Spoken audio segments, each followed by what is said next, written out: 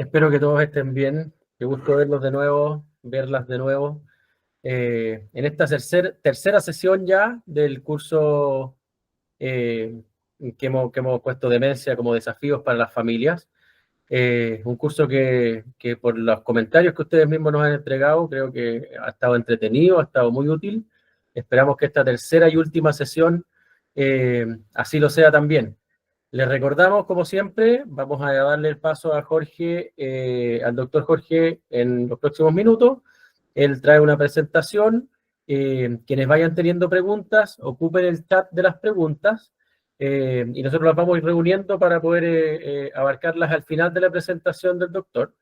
Y hay algunas preguntas que nos llegaron también después de la última sesión, que el doctor también las tiene consideradas para poder responderlas y conversar acerca de ellas al inicio de esta sesión. Bueno, así que ahí al final vuelvo yo con la palabra para poder ir coordinándolo de las preguntas. Por ahora los dejo con el doctor Jorge Brown, que ya lo vi conectado por ahí. Espero entonces que esta última sesión sea lo más productiva y útil posible para todos ustedes. Muchas gracias. Gracias, Nico. ¿Cómo están? Mucho gusto de verlos y de nuevo, súper emocionante las preguntas y la cantidad de interés que mostraron ahí entre medio de una semana y otra. A uno es súper motivante y interesante ver que esto genera en el fondo dudas, genera preguntas y que hay interés en el fondo en aprender. Y porque yo creo que este es un camino que es difícil y obviamente salen dudas. Me quería detener con tres cositas que llegaron preguntas repetidas. Una, que hubieron muchas preguntas con respecto a la temporalidad de las distintas etapas de la demencia. ¿Cuánto dura la demencia leve? ¿Cuánto dura la demencia moderada? ¿Y cuánto dura la demencia avanzada? La respuesta es bien ambigua porque depende mucho de persona a persona. También depende de la edad.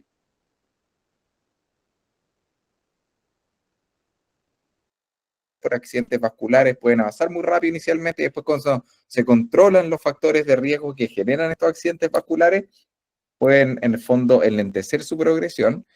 Pero si conversamos de una enfermedad de Alzheimer más bien típica, podemos estar hablando de un periodo de enfermedad de 10 años, ¿ya? Eso no es para nada raro. Eso no quiere decir que necesariamente la persona viva con 10 años. Tradicionalmente, las enfermedades o más que tradicionalmente, frecuentemente se diagnostican tardíamente la demencia y por lo tanto, con el diagnóstico las personas viven en el fondo menos tiempo. Pero hoy día entendemos que dentro del título enfermedad de Alzheimer hay distintas presentaciones, personas que tienen enfermedades de Alzheimer que tienen un fuerte componente genético y avanzan muy rápido y empiezan muy jóvenes, y personas que tienen enfermedades de Alzheimer que hoy día tienen otra denominación, late se llaman, que se presentan muy tardíamente en la vida, sobre los 80 años, sobre 80, 90 años, y que tienen en el fondo un avance mucho más lento, ¿ya? Entonces,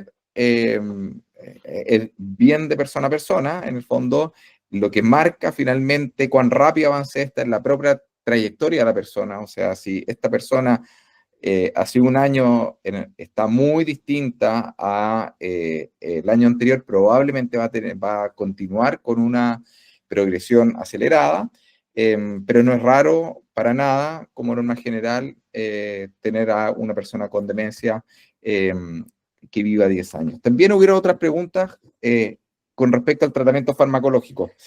No me gustaría tanto ahondar en ahí. Yo creo que esto, lo del tratamiento farmacológico, tiene mucho que ver con eh, básicamente la persona a persona. Esto es una consulta médica, ¿ya?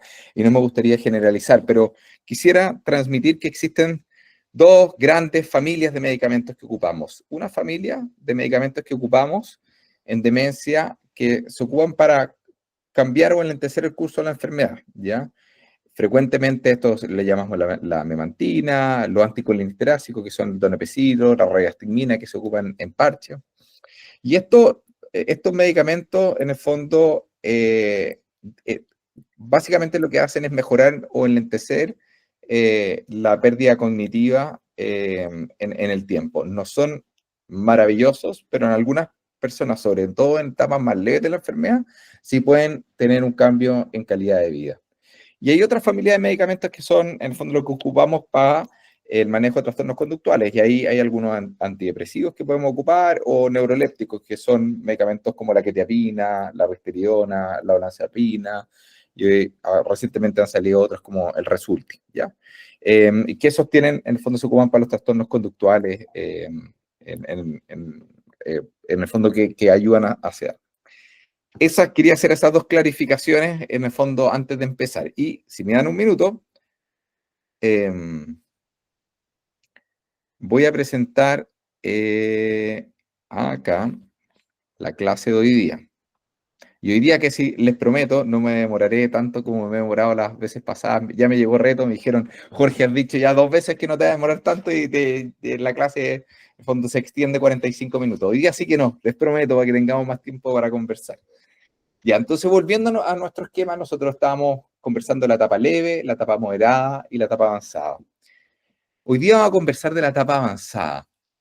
¿Qué es lo que es una etapa avanzada? Es, finalmente, tenemos una pérdida no solamente cognitiva, sino más bien física y del lenguaje. Las personas que entran en una etapa avanzada frecuentemente disminuyen significativamente la complejidad en cual, en fondo, arman o se comunican gramaticalmente, digo, dejan de hablar en sujeto y predicado, y después el número de palabras que empiezan a ocupar se empieza a reducir, ¿ya? Y acompañado de esto también una pérdida muy significativa de la capacidad física, ¿ya? Esta pérdida de la capacidad física empieza con problemas, en el fondo, para caminar dentro de la casa, necesitando un poquito de asistencia, caminando, en el fondo, acompañado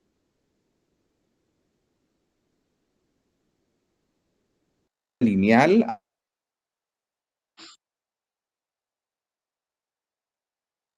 estabilidad del cuello, la estabilidad del tronco. Entonces, si bien en las etapas previas lo que más llamaba la atención son los cambios cognitivos, en esta etapa no hay tantos cambios cognitivos, pero sí como cambios muy significativos en la parte física y en el lenguaje. También hay otra característica, que en las etapas iniciales, leve y moderada, las distintas causas de demencia, es decir, una demencia vascular puede ser muy distinta a una demencia frontotemporal, o muy distinta a una enfermedad por cuerpos de Levy, y en esta etapa se parecen bastante. En el fondo no hay tanta diferencia de una y una otra. Sí puede, en el fondo, una avanzar más rápido que otra, pero la verdad es que la forma de presentación es bastante parecida. Y volviendo a nuestro esquema de figuras o de imágenes, si cerramos los ojos y nos imaginamos a alguien con demencia severa, nos imaginamos a alguien como la vemos la persona de más a la derecha, una persona que evidentemente está necesitando ayuda para vestirse, para bañarse, probablemente para levantarla a ese sillón, está necesitando ayuda, y probablemente está...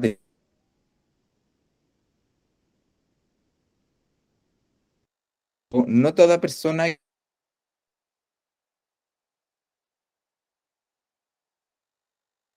va a tener una demencia avanzada, eso es obvio. Si hay alguien que tiene, en el fondo, si la persona de la más a la izquierda tiene una fractura de cadera y la semana siguiente está con problemas para movilizarse, no es que avanzó su demencia a una etapa severa, sino que se asoció otra enfermedad eh, que genera problemas de movilidad. Y por lo tanto, nosotros, cuando evaluamos en qué etapa está una persona, gran parte del esfuerzo está en entender, bueno, estas condiciones que estoy viendo.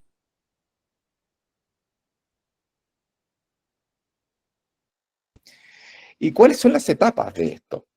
A ver, hay una etapa que está como en el intermedio de la etapa moderada a la etapa avanzada, que es evitar la pérdida de movilidad. Esto es un motivo de consulta muy frecuente. Le está costando caminar, ¿qué puedo hacer? Yo lo obligo o la obligo.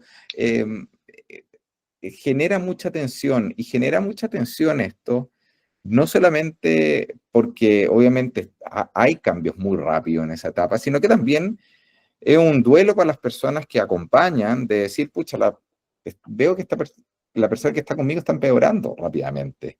Y la parte física se nota mucho. Entonces eso genera mucha tensión y por lo tanto le voy a dedicar unos minutitos a cómo abordar esa tensión. Y en etapas más avanzadas está todo la prevención de manejo de complicaciones, ya que esto es bastante estandarizado, el tipo de complicaciones que pueden venir y el conocerlas puede facilitar el cuidado enormemente. Y finalmente, cómo nos preparamos para el fin de vida, qué cosas podemos hacer antes, qué conversaciones tener, cómo abordarlo. Partamos con lo primero, cómo conservar la movilidad y funcionalidad, estrategias de prevención.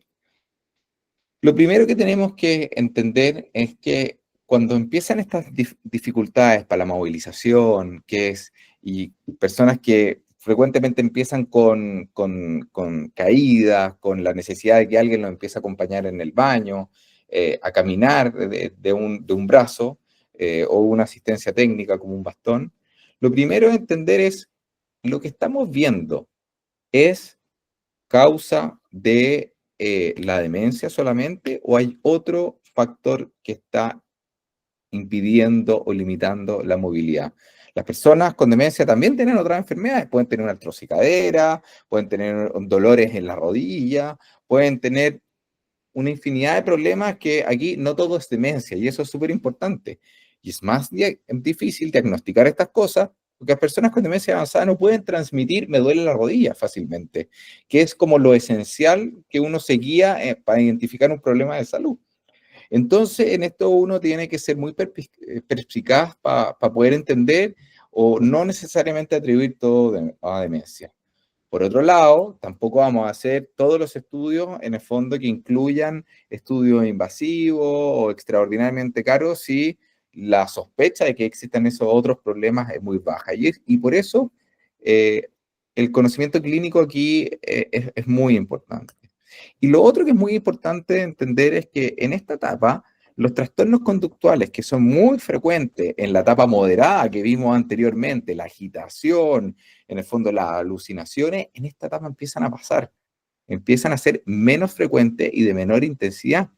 Y los medicamentos sedantes que ocupábamos en las etapas previas, en esta etapa, en general uno los tiene que ir sacando de a poquitito, tiene que ir disminuyendo las dosis muy de a poco, y eso muchas veces se transforma en mejor movilidad.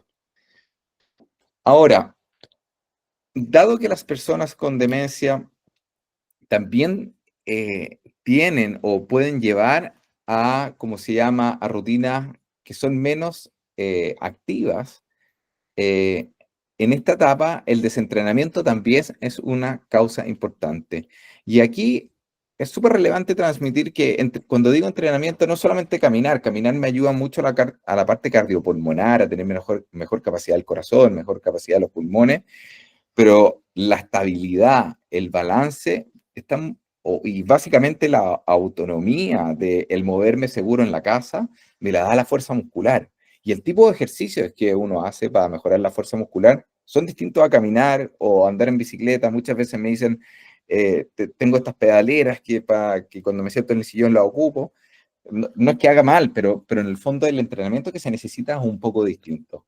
Y aquí le pedimos muchas veces ayuda a los kinesiólogos que nos ayudan en esta etapa, en el fondo. En etapas previas de demencia, las personas muchas veces no necesariamente la necesitan. En etapas mucho más, en el fondo, avanzadas, ¿no? En esta transición de la moderada a la severa, tampoco son necesarios, pero es justo en este momento donde uno empieza a perder un poquito la funcionalidad, empieza a estar un poquito más inestable, donde hacer kinesiología para recuperar músculos es muy útil. Y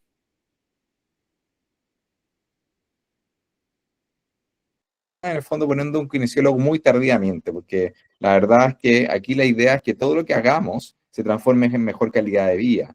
Y mejor calidad de vida, es decir, es ganar 6 meses, 8 meses de estar con una sensación de que alguien se puede caer permanentemente o estar muy inestable, a ponerle kine durante unos meses y lograr estabilidad y dejar que esa persona se movilice autónomamente y de manera segura. Ahora, evidentemente aquí hay un equilibrio.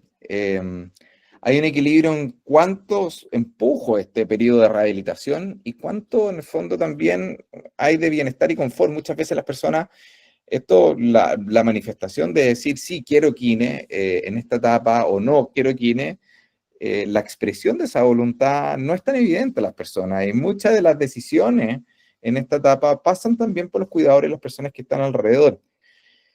Y aquí quiero transmitirle que es justo en esta etapa donde hay un cambio entre el objetivo de salud de la persona. En etapas moderadas, obviamente uno quiere que las personas sean lo más autovalentes posibles, que haya el objetivo de rehabilitación de todas maneras.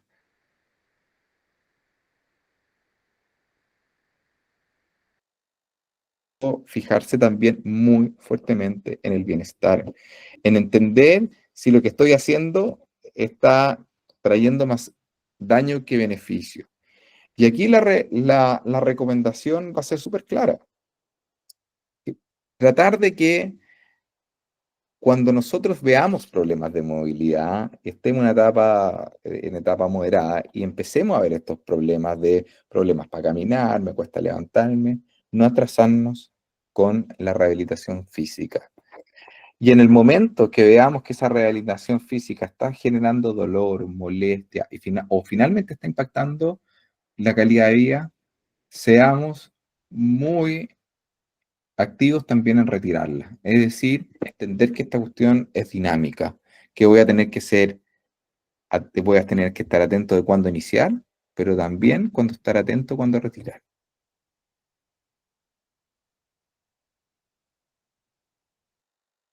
Y por eso la necesidad de, de poder saber que esto tiene un inicio y tiene un fin. También quiero decirles que es mucho más fácil decirlo afuera, de decirlo como desde este banco, porque cuando estamos en esta situación de rehabilitación y la persona está perdiendo capacidad, también hay una sensación o hay una cantidad de emociones que están pasando, porque la persona que está al lado, la persona que yo estoy indicando la kinesiología, es alguien que quiero, que en el fondo me da angustia, me da pena que vaya perdiendo funcionalidad, vaya perdiendo movilidad, y por lo tanto muy frecuentemente la sensación a aferrarse más a Kine, a decir levántate, a decir en el fondo tienes que hacer esto porque si no te vas a quedar en cama, es muy natural. Pero de nuevo, es importante mirar esto y los objetivos desde la vereda del que vive la enfermedad. Y si el que vive la enfermedad no se está beneficiando de la rehabilitación y esto le está impactando la calidad de vida, es importante saber cuándo detenerla o disminuir su intensidad. Ahora, ya pasando a demencia avanzada propiamente tal, cuando hay una pérdida de la movilidad significativa, las personas ya pueden caminar muy poquitito, están la gran mayoría del día en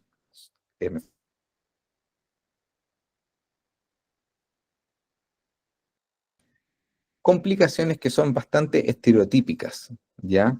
O que ocurren con mucha frecuencia, y lo más importante es que son extraordinariamente prevenibles. La mayoría de estas complicaciones se producen no solamente por la enfermedad, no solo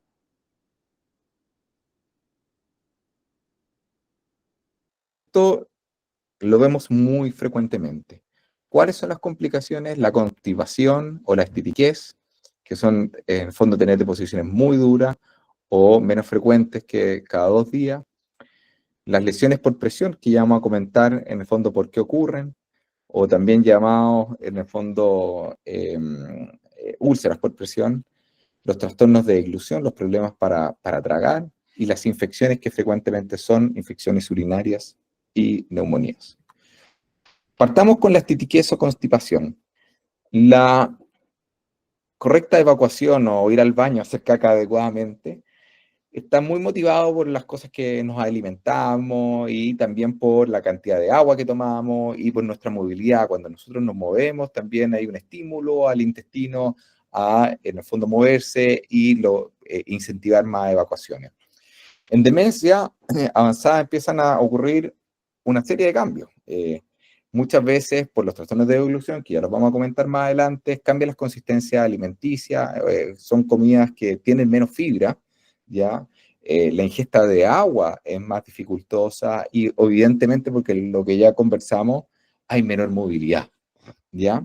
Y por esto, que exista constipación es algo extremadamente frecuente. La constipación, yo diría, que es difícil no encontrar a alguien con constipación estando en demencia avanzada. Lo tienen algunas personas que tienen enfermedades que generan diarrea, pero la gran mayoría va a tener constipación.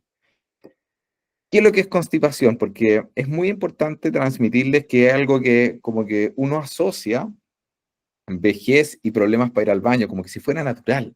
No lo es, ¿ya? Uno debiera ir al baño, hacer deposiciones todos los días o día por medio y que esto fuera blando. Y perdón por lo gráfico,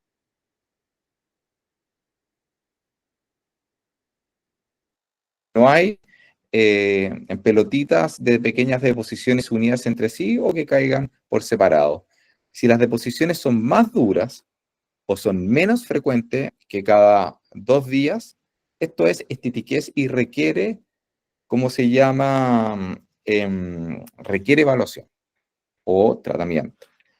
Ahora, ¿cuál es el gran problema? Que nunca existe como total claridad de cuándo existe. La constipación es difícil, en el fondo, identificar cuándo viene, ¿ya? Y por eso les presento un calendario de deposiciones, que es básicamente solamente un calendario, ¿ya?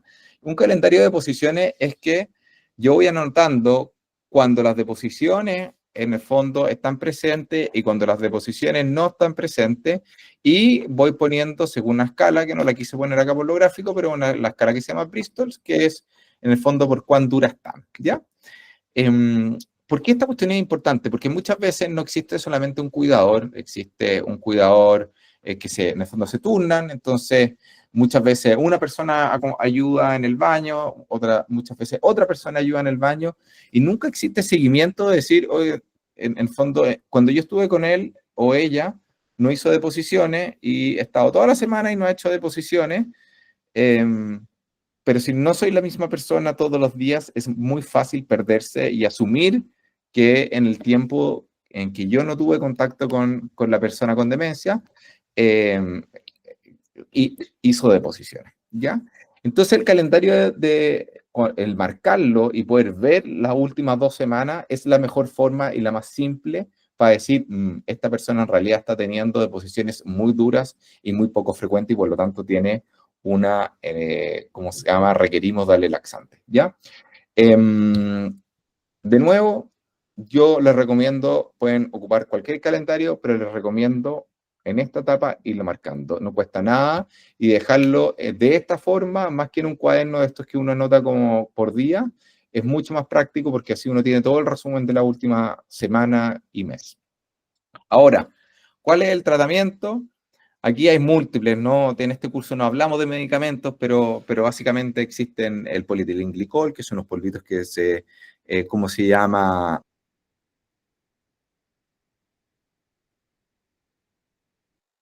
El Dulcolax, el Agualá, existen una infinidad de laxantes que uno va, dependiendo de las características de la persona, o escogiendo el mejor, específicamente para ver si hay problemas para tragar, no tragar, uno va ocupando distintas opciones, pero lo que les quiero transmitir es que los laxantes no ocurren o no funcionan de inmediato.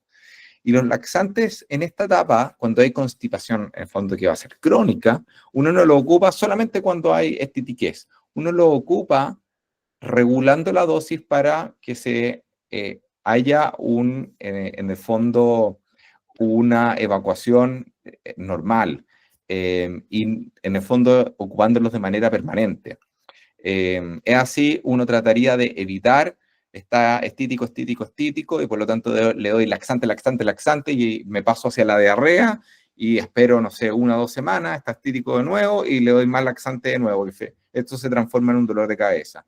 Y lo más útil es que uno trate de entender con qué dosis, en el fondo permanente o periódica, necesita la persona para ir al baño todos los días o día por medio blando, ¿ya?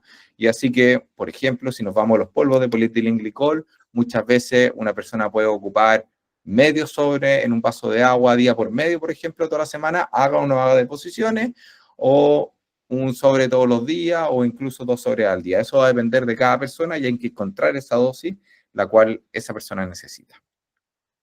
El segundo punto son las lesiones por presión. Las lesiones por presión ocurren no porque la persona tuvo una herida y se pasó a llevar o porque la piel es particularmente frágil en la persona mayor.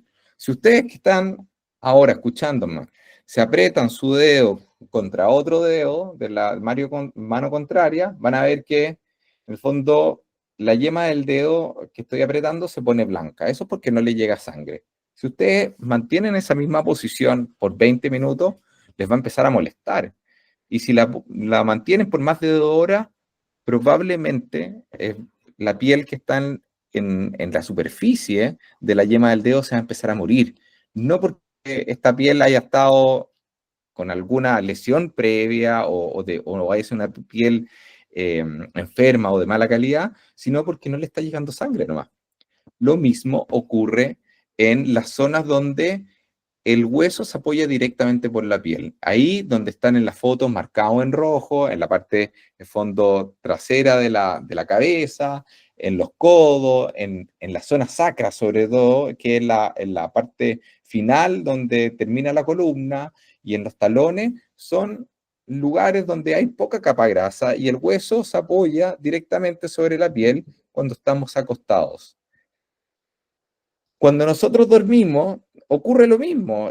Al igual que la persona con demencia, a esa zona le está llegando poca sangre y en el fondo lo que personas que no tienen problemas de movilidad, lo que le empieza a pasar es que después de 1 hora inconscientemente nos movemos porque nos empieza a molestar. Es así que yo, que estoy sentado en esta posición, después de un rato me muevo para un lado, después del otro me muevo para el otro, cambiando las zonas donde mi peso está apoyado y así permitiéndole a esas zonas donde no le llegaba sangre, que con este cambio de posición le empieza a llegar sangre y por lo tanto esa piel no se muera. Pues bien, las personas que tienen demencia avanzada no pueden hacer estos cambios de posición, no tienen dificultades para hacer estos cambios de posición.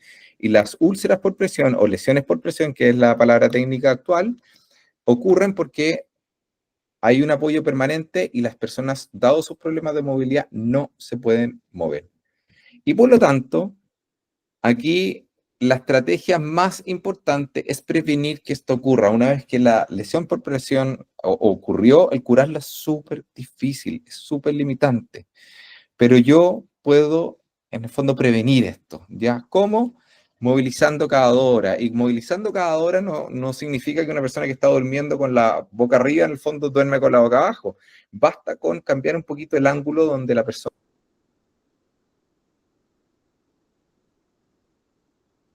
la zona de la cadera, para cambiar el peso, para cambiar dónde se distribuye el peso permanentemente. También mantener la piel humectada y para personas que tienen en el fondo muy alto riesgo, colchón antiescaras también es recomendado. Y en esto aquí, súper importante, si uno detecta una lesión, si uno detecta un enrojecimiento, siquiera en las zonas que yo le acabo de mencionar, en una persona que tiene baja movilidad, esto es una urgencia, esto requiere que una enfermera lo vea, lo evalúe, en el fondo actuar tempranamente, porque, de nuevo, actuar cuando ya hay una lesión por presión es muy difícil y es muy largo. En el fondo requiere son curaciones muy prolongadas, duele, molesta, y por lo tanto, si ocurre tempranamente.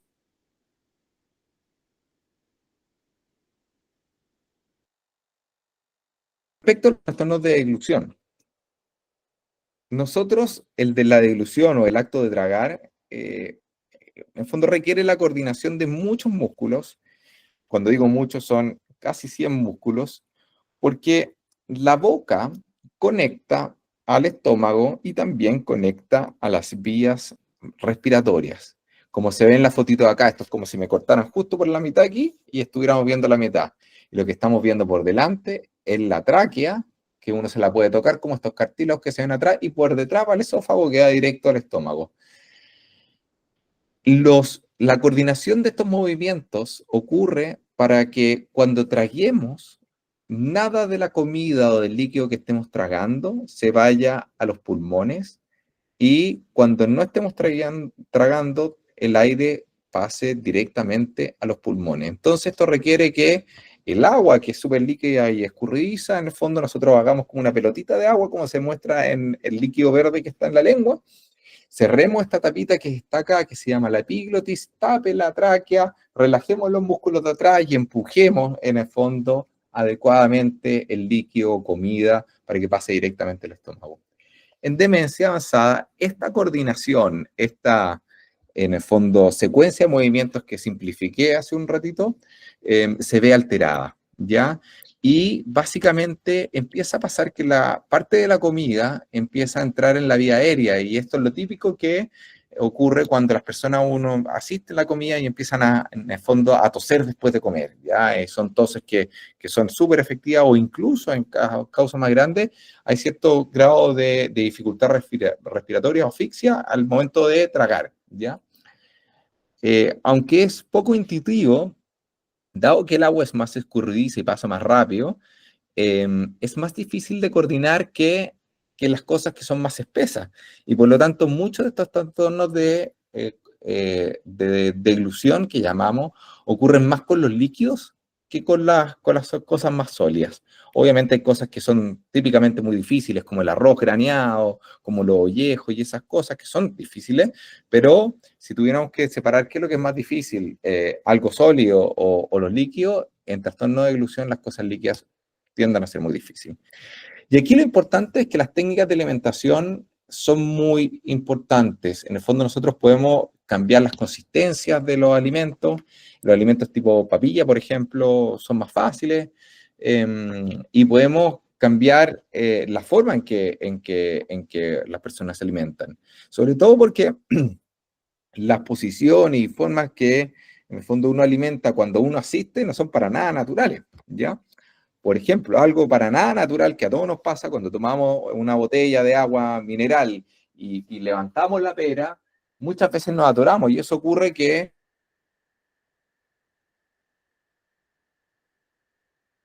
tirar el mentón, lo que hacemos es que esta tapita que tapa la tráquea queda un poquito abierta. Entonces, personas que incluso no tienen trastorno de deglución se pueden atorar. Y por lo tanto, si yo estoy asistiendo a alguien de comer y le estoy dando con una cuchara y yo estoy parado y la persona está sentada, esta persona va a tener que comer en el fondo con la comida.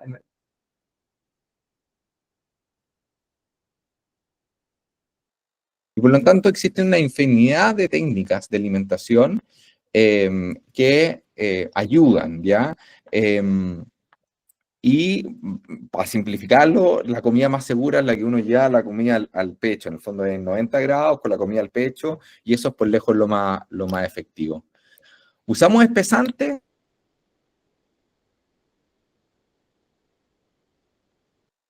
agua, para que se espese un poco y no pase tan rápido y sea más fácil de tragar.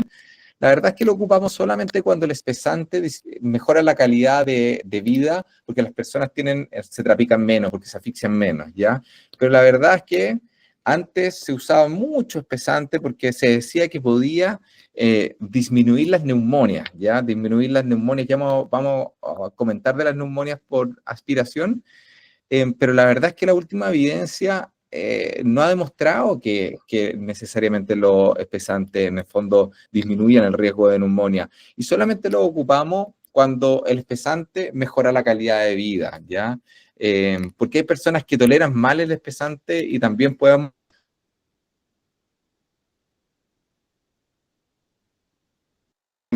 no tolera el espesante y tiene un indicado un espesante, pero no lo tolera, bueno, no lo toleró nomás, y eso es muy importante, en el fondo, cuando decir que no. Ahora, bastante más extremo voy a ser con las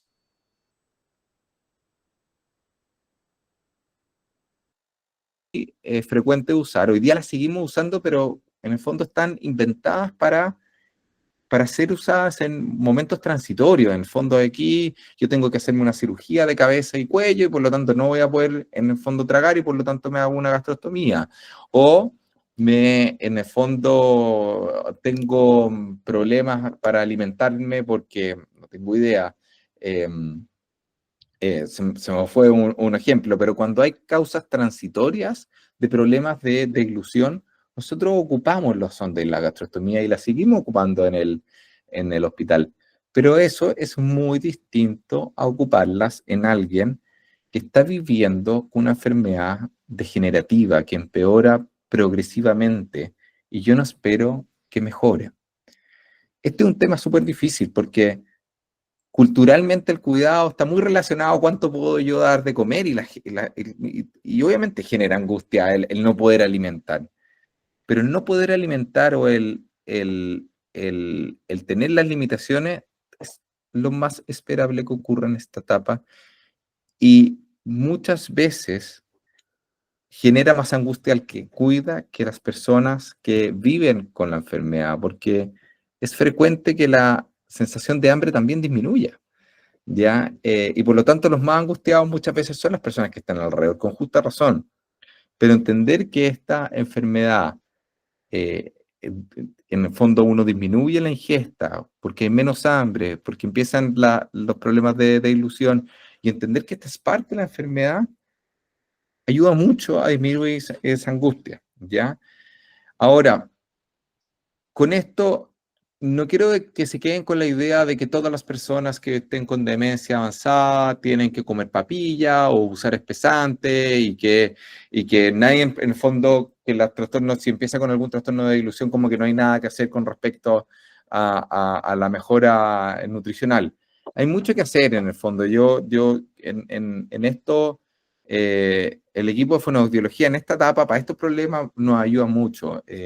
Pues eso los especialistas en evaluar la deglución, eso se puede hacer en la casa, ¿ya? En algunos casos, muy excepcionalmente, les pedimos tragos que se hacen con una radiografía, tragos de varios, pero la gran mayoría, en el fondo, se puede evaluar en la casa y las técnicas, el entender exactamente bien qué podemos dar de comer, con qué consistencia, de qué forma, ayuda muchísimo y es suficiente para abordar la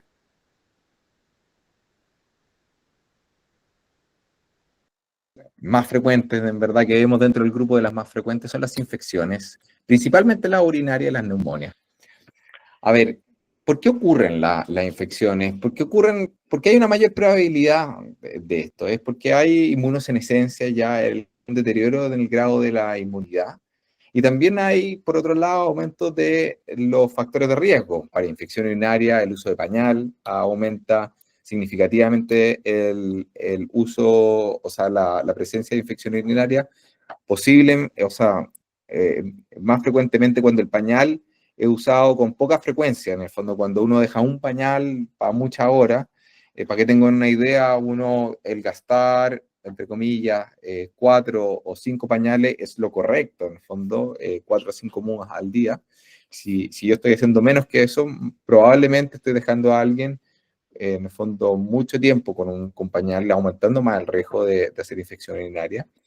Y también los trastornos de deglución, que lo que acabamos de comentar, el que entre comida, o llamamos que entre comida en la tráquea y en las vías aéreas, aumenta el riesgo de infecciones porque la vía aérea es una vía que es completamente estéril, es que no hay bacterias, no hay virus, y la comida que comemos obviamente tiene bacterias, nuestra boca está llena de bacterias, y por lo tanto cuando entran esas bacterias o esa comida llena de bacterias a los pulmones, aumenta el riesgo de hacer neumonía. Por lo tanto, lo vemos porque hay menos inmunidad y porque aumentan los factores de riesgo. Así que es muy frecuente que empiecen a ocurrir. Ahora, la identificación de esta infección es mucho más difícil porque aquí no es hoy me siento mal, no puedo decir tengo un poquito más de tos o tengo molestias urinarias, que es lo que cualquiera, en el fondo de nosotros aquí, diría muy claramente. Y muchas veces hay manifestaciones que son más bien atípicas. el cambio en el estado de conciencia, por ejemplo, personas que están muy soporosas o que hacen delirium activo, que hay mayor confusión y agitación, muchas veces es el primer síntoma. Y síntomas típicos que asociamos a las infecciones como la fiebre son muy infrecuentes de ver en personas mayores frágiles con demencia avanzada, ¿ya? Y el último punto es que tienen un mayor impacto, ¿ya? O sea, en personas que tienen fragilidad, en el fondo, producto de su demencia avanzada, hay una pérdida de sistemas de reserva. En el fondo, la capacidad pulmonar es distinta y por lo tanto tener una neumonía en una persona robusta, deportista, joven, la misma neumonía en el fondo en una persona más frágil puede tener otra importancia o otra gravedad, ¿ya? Entonces, son más frecuentes, son difíciles de identificar y son, en el fondo, de mayor impacto. Y por lo tanto, aquí lo que, mm, lo que nos lleva, perdón, con las infecciones es saber que estas cosas pueden ocurrir, saber que si yo, en el fondo, veo a una persona que ha cambiado su estado de conciencia o sospecho que puede haber una infección, pedir ayuda tempranamente, porque va a ser difícil y algunas veces no ocupamos de más. Una cosa que me quería detener muy en el fondo concretamente es con el tema de la orina y el olor a la orina. Muchas veces las personas me dicen,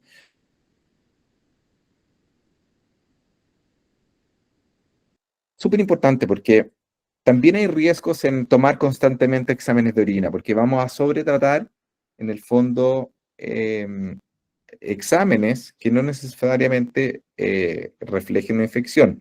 Si a todos nosotros asistentes nos tomamos exámenes de orina, probablemente hayan un puñado de nosotros que puedan tener bacterias en el pipí, ¿ya? Y estos crecen en un cultivo, pero esas bacterias cuando son de baja cantidad, pues no están generando ningún problema y no están generando una infección, ¿ya? La infección es la reacción del cuerpo ante esta presencia de bacterias. Y si no está, la verdad es que lo llamamos bacteriuria sintomática y no lo tratamos. Y por lo tanto, eh, no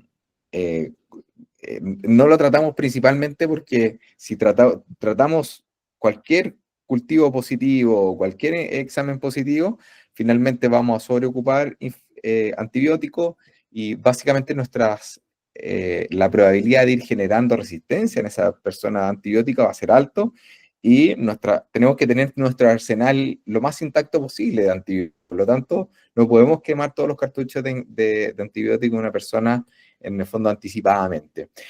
Por lo tanto, volviendo al tema, si una persona tiene exámenes de orina un poco, en el fondo, perdón, o olor de orina un poco alterado, yo le digo, a ver, ¿tiene algún otro síntoma? ¿Hay algún cambio de conducta? ¿Hay algo que nos haga pensar que esto está generando una infección?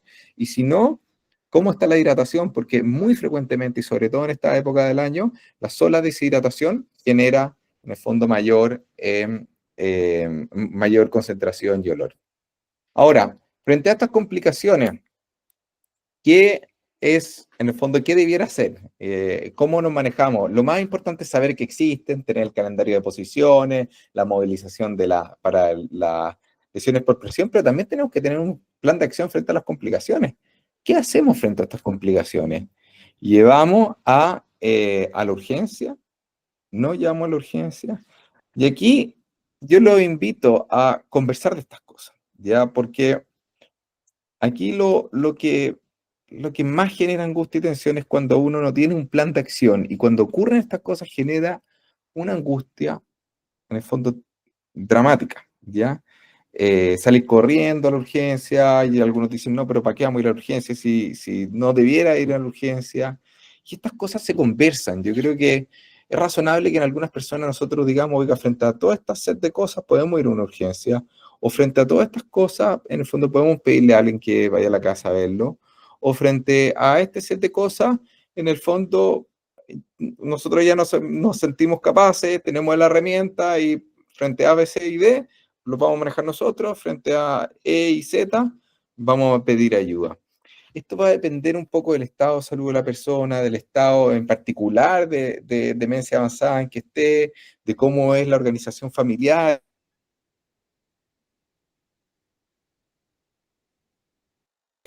Preferimos un manejo en casa, preferimos un manejo en el fondo en hospital. Y lo más importante es llegar a acuerdos familiares, ¿ya? Y algo que nosotros, en el fondo, tratamos de promover esta conversación previo, antes de que empiecen a ocurrir estas conversaciones, en el fondo, estas complicaciones, porque sabemos que estas cosas van a pasar. La única pregunta es cuándo, pero la idea es poder lograr que cuando ocurran podemos poder responder, en el fondo, lo más organizadamente, no solamente como equipo de salud, sino como equipo con la familia, para que no estemos, en el fondo, dando indicaciones contrarias a lo que la persona hubiera querido finalmente. Y obviamente, a medida que avanzan estas complicaciones, la preparación del fin de vida, en el fondo, es algo evidente, ¿ya? Cuando digo la preparación del fin de vida, me refiero a un proceso, ¿ya? Un proceso donde uno entiende que una persona con demencia avanzada pueda fallecer, es una probabilidad más o menos alta de tener esa conciencia pronóstica que no es tan evidente. Muchas veces las personas que cuidan más cercanas lo tienen más concretamente que las personas que ven menos a las personas en el fondo que viven con demencia. Las personas que en el fondo, los cercanos que viven, por ejemplo, fuera del país o en otra ciudad, generalmente esa conciencia pronóstica uno no es tan evidente y uno la puede ir creando con conversaciones, es decir, creo que la posibilidad que tengamos una complicación en los próximos 6 meses es relativamente alta. Esto puede pasar. El, el, el, el entender o poner a todas las personas que están cercanas a una misma página es tremendamente importante. Pero no solamente pasar de la cosa teórica, sino que al plan de acción. En el fondo, ya vamos a comentar, pero el plan de acción en el fondo de preparación de fin de día, uno puede preparar fin de día en la casa, pero tiene que tener la herramienta uno para poder manejarlo efectivamente, para que la persona pueda fallecer acompañada con las personas que están cercanas a él o ella, pero también con el alivio de síntomas y con la herramienta para aliviar los síntomas. Entonces, ¿cuándo uno empieza a preparar el fin de día? ¿Cuándo empiezan estas conversaciones? ¿Cuándo empieza este proceso? Pucha, yo diría que no hay un tiempo, que siempre, pero obviamente es más importante cuando hay una pérdida muy significativa de movilidad, cuando las personas ya no se levantan de la cama, cuando empiezan a comer menos, empiezan a perder peso, y cuando digo peso es 5% del peso en un mes, cuando empiezan a definitivamente cambiar el patrón de alimentación, cuando empieza a haber estas complicaciones frecuentes, cuando ya han tenido una neumonía, en el fondo en el año, sino que empieza a tener 2 o 3 en los últimos 6 meses, cuando hay lesiones por presión, etc. En esta situación, cuando ya empiezo a ver las complicaciones, en el fondo, frecuentemente, y ya, en el fondo, pienso que es muy posible que una de estas complicaciones me lleve a que esa persona fallezca, que es muy importante, en el fondo, pasar de empezar este proceso y pasar de la conciencia pronóstica al plan de acción más o menos rápido, ¿ya? Ahora, también quiero transmitirle que para nosotros, como equipos de salud, en el fondo también no es fácil hablar del final de vida. Esto culturalmente los equipos de salud, nosotros también fuimos educados y entrenados en una cultura que aquí uno estaba hecho para curar, para solucionar los problemas. Y por lo tanto, el conversar o aceptar la muerte no es tan fácil ni natural para los equipos de salud. Obviamente los trabajamos más en esto, estamos más familiarizados, pero es algo que yo diría que algo que probablemente tenga que ir cambiando en el futuro. Les traje esta diapositiva. Proyecto Moquita yo cuando estudiaba, estaba de residente en geriatría, estaba muy enrollado con este tema, porque también creía que la forma que lo hacíamos, o no estábamos siendo entrenados para esto, no abordaba la complejidad ni la profundidad que significaba para las personas y la familia. Entonces, buscaba formas de conversar, de profundizar en este tema, y creamos un grupo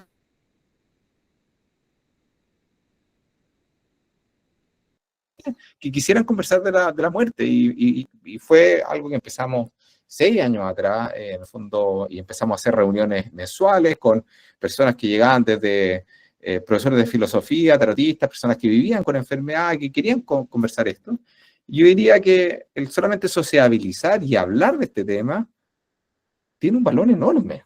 Y aquí quiero tratar de transmitirles que esto no necesariamente es algo técnico, que aquí hay en el fondo, una necesidad o una oportunidad de abrir el tema, de conversarlo con nuestros cercanos, conversarlo con el equipo de salud, en el fondo, etcétera. Y para nosotros, en el fondo del equipo de salud, este es todo el equipo de enfermeras que son muy secas todas. Aquí hay un equipo, obviamente hay 3 de ellas que tienen un entrenamiento muy concreto en cuidados paliativos y muy profesional. Y le han entregado una cultura, en el fondo, a todo el equipo de entender el final de vida, de aceptación, de cómo sociabilizar esto con la familia, que ha sido muy rico. ¿Ya? Y yo creo que a nosotros, en el fondo, armar equipo y hablar de estos temas ha sido súper enriquecedor.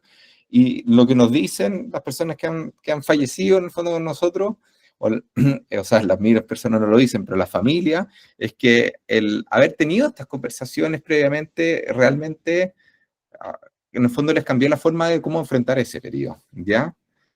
Y obviamente ahí esas conversaciones no quedan solamente en el aire, sino que quedan en un plan de cuidados paliativos, ¿ya? El plan de cuidados paliativos, en el fondo, es un plan donde uno busca e implementa herramientas para el alivio del dolor y los síntomas. Como sale en el cuadro ahí, que es un cuadro de Picasso, Ciencia y Caridad, que es un cuadro que me gusta muchísimo, está en Barcelona, así que un guiño para Antonio, que nos escucha de Barcelona. Es un cuadro donde hay un componente médico, pero también hay un componente o de salud, pero hay un componente de acompañamiento familiar. La verdad es que la parte médica está para entregar las herramientas, para aliviar los síntomas,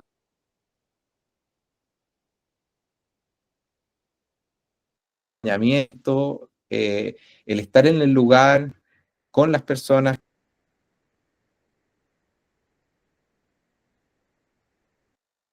es lo más importante, ¿ya? Ahora, para que esa cosa ocurra de manera armónica requiere preparación y no se hace apurado ni a último minuto. En el fondo, esto se prepara. Y hoy día no me voy a extender en esto porque vamos a hacer todo un curso, en el fondo, esperamos en los próximos meses con este tema de cuidados paliativos y final de vida. Entonces, ahora bien, ¿cuáles son los puntos fuertes? Es que la demencia avanzada se caracteriza por la pérdida de movilidad, las alteraciones del lenguaje y la aparición de complicaciones.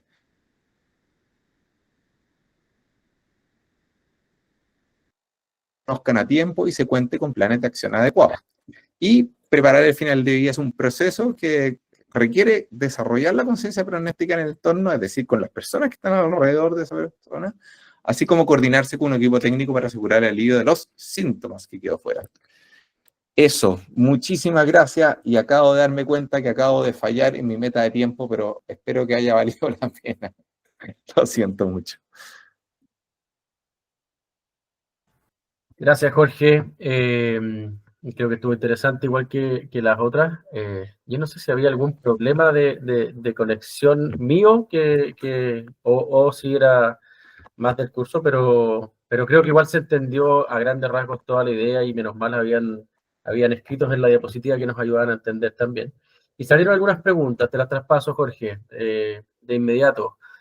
Hay una persona que pregunta sobre si puedes mencionar respecto de los cuidados e higiene bucal en personas con demencia. Tremendo tema, o sea, qué bueno, porque en el fondo es algo que se habla muy poquito, y es parte en el fondo, la higiene bucal debe hacerse siempre, ¿ya? No solamente para mantener una higiene adecuada, sino que también es una de las formas para determinar si hay alguna lesión bucal o alteraciones en los dientes que están íntimamente relacionadas con la alimentación. Muchas veces las personas dejan de alimentarse adecuadamente porque tienen, por ejemplo, una carie o algún diente que les duele. Hay varias formas de hacerlo, depende de la persona, pero va desde, en el fondo, lavar los dientes como lo lavaríamos normalmente, hasta pasar con gasa y, en el fondo, con distintos tipos de soluciones que sean distintas en el fondo, a las pastas de dientes. Las que más saben de esto son las enfermeras. Yo aquí, de verdad, yo me apoyo mucho en ellas, pero también más adelante van a haber cursos como de cuidado, de la parte más práctica del cuidado, ¿ya? Entonces, aquí los doctores somos malos para esto. Bien, hay otra pregunta de Susana que dice si es que es normal el aumento del apetito en un paciente con demencia frontotemporal. Qué buena pregunta. Ya, esto es muy técnico, pero en la demencia frontotemporal existe lo que se llama no el apetito, la hiperoralidad, que las personas necesitan tener algo, la boca en el fondo con algo, ¿ya? Y muchas veces eso significa mayor alimentación, pero si en el fondo hay un koyak, por así decirlo, o un chicle, eso soluciona la hiperoralidad. Entonces, justo en demencia frontotemporal puede ocurrir este trastorno, es muy específico, pero tiene más la relación a tener la boca en el fondo con algo. Perfecto. Y otra pregunta relacionada también al tema de las visitas. Eh, por ahí pregunta Karen si es que hay algún consejo general sobre las visitas o si es más a criterio, caso a caso. Sí, a ver, a medida que avanza la demencia, sobre todo como en la transición de demencia moderada o de demencia avanzada, u- en el fondo lo que va pasando es que las personas son cada vez más sensibles al entorno en el cual viven, en el cual tú cambias el entorno y las personas perciben ese entorno como amenazante y probablemente se sienten menos seguras. Un cambio de rutina son las visitas, en el fondo, y ustedes van a ver que es muy distinto en el fondo, o cambia de manera muy distinto, que hayan 5 visitas en una pieza, todas sentadas en la cama, hablando entre sí, haciendo como súper gritando y todo, a que haya una visita corta, uno a uno, que trate de acompañar. Entonces, aquí cada persona va a entender, o los cuidadores van a entender cuándo, en el fondo, cuándo esa visita está significando un beneficio o no, pero aquí el foco no está en el culturalmente acompañar, sino que está en la persona, en el constantemente mirarlo y ver si lo que estoy haciendo está trayendo un beneficio o no, ¿ya? Yo creo que ese es más el mensaje. Perfecto. Hay personas que nos están preguntando también por las grabaciones que hemos enviado. Quédense tranquilos que también vamos a enviar la grabación de este curso y las vamos a mantener por un buen tiempo públicas, digamos, para que puedan acceder a ellas y puedan contar con ellas. Delia también nos dice, Jorge, si has notado una tendencia marcada en la feminización del cuidado, porque estoy viendo que somos mucho más mujeres que hombres en esta charla. Sí. Bueno, aquí eso es una realidad. En el fondo, los cuidadores son en su gran mayoría mujeres, hoy día en un 78% en los últimos estudios de mi Karen. Son frecuentemente hijas, son frecuentemente parejas, ¿ya? Pero efectivamente la tendencia es que es progresivamente más hombres, es totalmente desproporcionado. Hoy día tiene cara de mujer el cuidado, pero si uno mira las tendencias en el tiempo, es en el fondo el número o la proporción de cuidadores hombres va aumentando. Bien, María José también nos pregunta qué hacer con la pena. ¿Cómo le explicamos a la mamá porque no entiende por qué tiene pena? ¿Qué sugerirías en ese caso? Sí, eso está, o sea, a ver, eso es muy angustioso. A ver, yo creo que acompañar es muy, muy, muy importante. En el fondo, el estar ahí, mucha de esta pena hay que tratar en esta etapa, probablemente tenga más relación con respecto al trastorno conductual, es decir, en el fondo la fluctuación en el ánimo más que en el fondo depresión. Y ahí uno acompaña, cambia el foco de atención, todo lo que conversamos en el fondo la clase pasada. En esta etapa, en la etapa avanzada, es menos frecuente encontrar o muy escasamente uno ve trastornos del ánimo. ¿Ya? Y esos síntomas depresivos que uno ve probablemente sea más algo conductual asociado a la demencia. Y ahí acompañar, estar, cambiar los focos de atención es una muy buena estrategia. Bien, y de las últimas preguntas, ahí van apareciendo algunas más y vamos a tratar de abarcarlas. Pero en relación a la hiperoralidad en la demencia frontotemporal, ¿cómo evitar el exceso de azúcar? O mejor, está como en etapa intermedia, dice, o mejor no me estreso. Y lo junto con otra pregunta que aparece por ahí, de Aileen, que dice si será recomendable trasladar a una persona con demencia a una residencia o no. Ya, a ver, con respecto a lo del azúcar, a ver, va a ser difícil que esa persona, cuando hay una hiperoralidad y es fijo, esa persona no saca nada con pelearla. O sea, eso, en el fondo, el llevarse algo a la boca es una sensación demasiado fuerte que va a ser difícil eh, cambiar, ¿ya?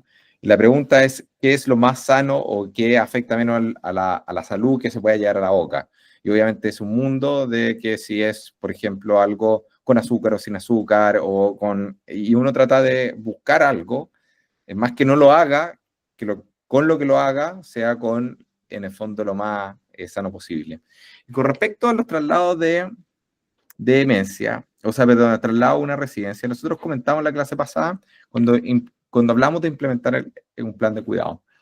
A ver, aquí obviamente tengo que decirle que yo tengo una chapa, en el fondo estamos en situ y tenemos una chapa de que yo soy un convencido que la casa es mejor, ¿ya? No es para todos, pero para la gran mayoría, ¿ya? Y que es mejor. A mí me gustaría, en mi casa, si es posible, ¿ya?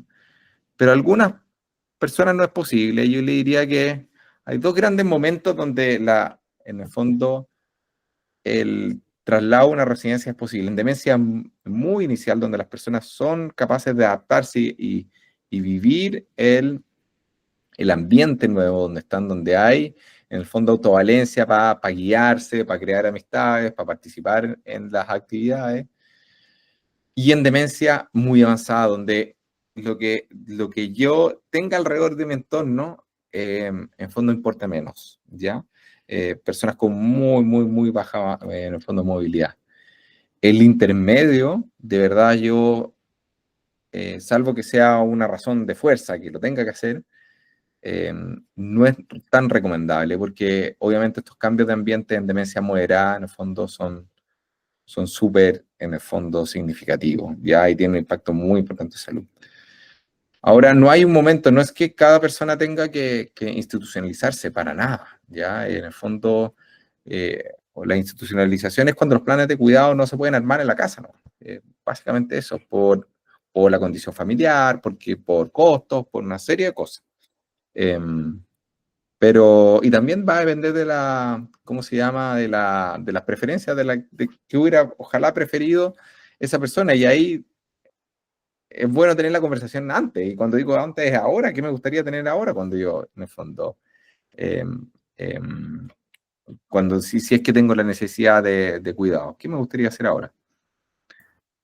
Bien, y la última pregunta, Jorge, volvemos un poquito a quizás a lo del curso pasado respecto a las alucinaciones, si son tan activas y angustiosas, si es preferible darle remedios que los hagan dormir para que no sufran. No sé si esta pregunta quizás también es más personal, pero está levantada ahí. A ver, voy a volver un poco a lo que dijimos en la clase pasada.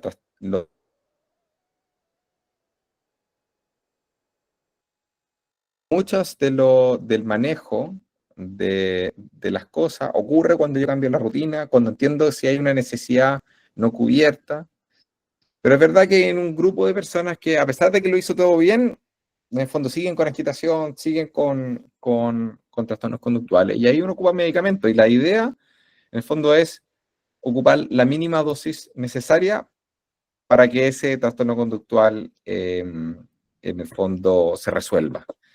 Y la sobresedación, estar dormido todo el día, lleva una cantidad de complicaciones enormes, porque lo único que voy a generar con sobresedación no es acortar la vida, o sea, lo que único que hacer es que esa persona se desfuncionalice rápido, es decir, pierda su movilidad tempranamente y viva muchos años con postración y con todas las complicaciones que eso significa.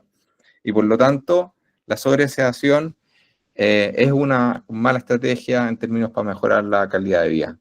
Cuando ocupamos los medicamentos, los ocupamos en la menor, en el fondo, dosis necesaria. Perfecto. Bueno, con esto terminamos. Estamos recibiendo algunos mensajes de personas que son, parece actualmente clientes de Situ, que han recibido una buena experiencia. Nos agrada mucho escucharlo y saber que eso es así. Así que les agradecemos desde ya esos comentarios. Les quiero comentar por último, ya para ir cerrando, que vamos a hacer durante el año, nos hemos propuesto hacer 4 o 5 cursos más. El que viene, como adelantó Jorge, es respecto de cuidados paliativos y en la etapa de fin de vida. Y nos encantaría saber, que nos hagan saber después en la encuesta que les mandamos, por favor, qué les pareció el curso, qué les pareció la modalidad, para poder también trabajar en mejoras respecto del curso. Si hay temas interesantes para ustedes, también mencionarlos ahí en el correo que les podamos mandar, ¿ya? Así que es súper importante para nosotros poder saber si les interesa participar de más cursos y si la modalidad es algo de agrado para ustedes. Y en segundo y último lugar, nosotros publicamos por ahí, quizás Bicho me puede ayudar y publicar de nuevo un link. Hoy día, casualmente, en EMOL salió una nota de Situ, de qué es lo que hace Situ. Entonces, si es que alguien quiere conocer un poco más de Situ y eventualmente cree que necesita profundizar más en los temas abordados por Jorge, bueno, ahí hay una primera etapa en donde pueden conocer un poco más y siéntanse completamente libres de, sin ningún compromiso, llamar, pedir hablar conmigo, con cualquier persona del equipo, con las enfermeras que presentó Jorge ahí. Vamos a estar, pero muy contentos de poder ayudarlos en todo ámbito. ¿Ya? Así es que ahí, Susana, veo que no te han llegado las encuestas, nos vamos a encargar de mandarlas a ese correo que nos manda. Muchas gracias a todos, una vez más, cumpliendo con el tiempo, así es que esperamos tenerlas en próximos cursos, porque estén muy bien.